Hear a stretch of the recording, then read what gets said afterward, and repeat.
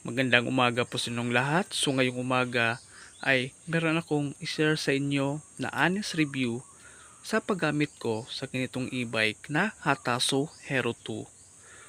So ito kasing Hero 2 na unit na binili ko ay nabili ko siya noong February 3. So 4 months na po mahigit itong e-bike na to. So sa 4 months na yan, grabe, ang dami na pong mga nangyayari at mga long travel na talagang naranasan ko.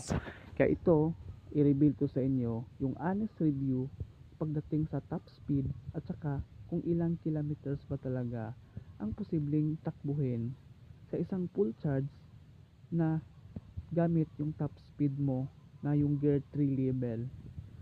So pakita ko sa inyo. So ito na yung tsura ng unit. So hindi ko pa nalinisan yung sa loob.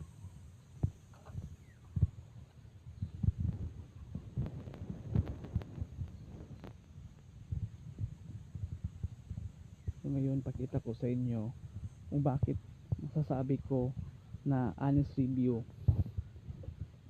Bubuksan ko ngayon yung, kung makikita mo yung odometer umabot na sang 4,492. So meaning yun yung kilometers na natakbo yung e-bike na to. So talagang ito is actual experience na naranasan ko kasi every time na di-off ako ay umuwi ako sa amin. So 90 kilometers yun mahigit yung biyahe ko lagi. Kaya talagang lahat ng mga ups and downs o ano yung mga experience ko dito ay i-reveal ko sa inyo. So pagdating talaga sa top speed, itong Hataso Hero 2, pag ito yung gear 3 kasi yan, gear 1, gear 2, gear 3. So yun yung pinaka top speed sa takbo nito. So ang top speed talaga sa ganitong e-bike na Hataso Hero 2 ay aabot siya ng 43 kilometers per hour. Pero tandaan, ito po ay aabot na ng 43 pag talagang yung sobrang mababa talaga yung daan. Pero pag patag lang yung daan, talagang as in smooth lang yung ride na hindi sobrang taas, hindi rin sobrang baba, posible siyang umaabot ng 37 to 38. So, pag kung sakaling may magtanong kung bakit merong sabi sa Hataso unit na ganitong brand na Hataso na 35 kilometers per hour, yan po talaga ay 35 pag patag na patag lang. Pero pag may mga daan na sobrang pababa, is lagpas po ng 40 talaga. Minsan umaabot ng 41, pero na-experience ko na umaabot siya ng 43 kilometers per hour pag talagang pababa. Pero pag paakyat naman o sobrang tarik na talaga, yan po ay kaya naman pero medyo mabagal lang. Nasa 20 pataas lang yung kanyang speed. Pero yun yung advantage kasi at least alam nyo yung top speed at saka kung ano yung kilometers at ilang kilometers pala yung pwedeng takbuhin sa top speed na gamit yung gear 3. So ito ay naranasan ko nung nakaraan kasi first time ko kasi ginawa na nangyari na pinol speed ko sa lagi sa biyahe. So mula sa amin sa Buktol, sinubukan ko kung kaya ba hanggang Tagbilaran City. So ang nangyari kasi, kaya ko nagawa yon kasi meron akong isang back ride na nagmadali din kasi merong papuntahan sa hospital. Kaya doon ko first time na experience yung kilometers na pwede talagang takbuhin sa kanyang full charge at gear 3 yung level. So aabot siya talaga ng 70 kilometers pataas, minsan talaga 71, talaga nagbiblink na siya na lowbat na. Pero pag nagbiblink na, hindi na may sabihin is hindi na talaga sa tatakbo. Kung nasa alanganin ka ng biyahe na naghahanap ka pa ng ma-chargean na area, is hindi pa naman siya as in hindi natatakbo. Aabot pa siya ng mga 1 kilometro mahigit bago talaga siya na ma-drain. Kaya ito, based on my experience is aabot siya ng 70 kilometers pataas sa kanyang Gear 3 level na top speed.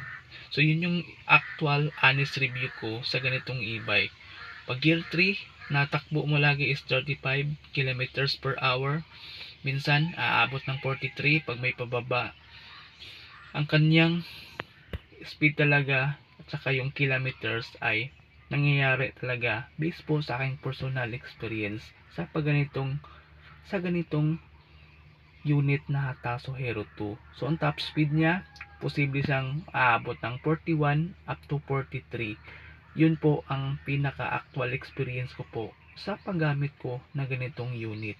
At pagdating sa kilometers, yun yung top speed gamit ay 70 kilometers pataas. Kung meron kayong makita na sa mga video ko na umabot ng 91 kilometers, yun po kasi ay hindi po sa top speed na Gear 3 level. Gear 2 pa lang o Gear 2 lang yung gamit ko lagi. So kaya umaabot siya ng ganun ka taas yung kilometer range. So yun lang po. Maraming salamat po. So kaya ko to hindi ma-video talaga ng actual yung top speed lagi sa pagbabiyahe ko at saka yung kilometers kasi nahihirapan kasi ako mag-video talaga yung top speed mismo. Pero ito ay hindi po talaga haka-haka na hanggang 43 o 41 yung posibleng takbo ng ganitong e-bike pag sobrang pababa.